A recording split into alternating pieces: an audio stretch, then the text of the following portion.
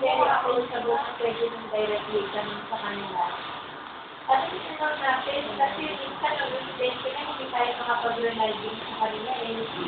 Diba? Sila din, kung sila din may duda, tapos tayo may duda, may aswell siguro kung kaya natin po usapin ng consultant, kung kaya natin usapin tayo sa mga grounds, during rounds pa lang, i-question nyo yung mga sulat nila eh.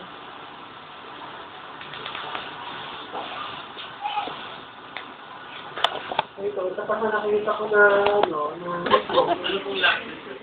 ano yung nakalimutan mo? Ano yung naging pagkakamali mo?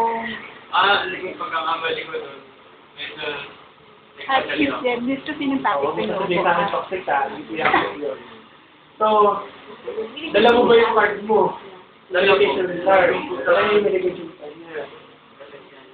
Tinanong mo ba? Saan nalagyan sa bulsa mo? parang bakit? May taklap yun eh. Parang basket na bakit? Nang umaga? Bakit? Education tray? Medication training. Bakit? Bakit? Hindi mo tinanong yung pangalan. Bakit di mo din? Sa lahat ko nung nirong tanong ko yung patient na hindi ko natanong. So yun, yun ang last Kasi siyempre maaga. Kasi yung round ko yung nagpapaaga doon, nagpapadali sa mga moment. Sige, okay na yung gadget na yun. Ano yung pagbibigay na lang natin ng gamot? Ano?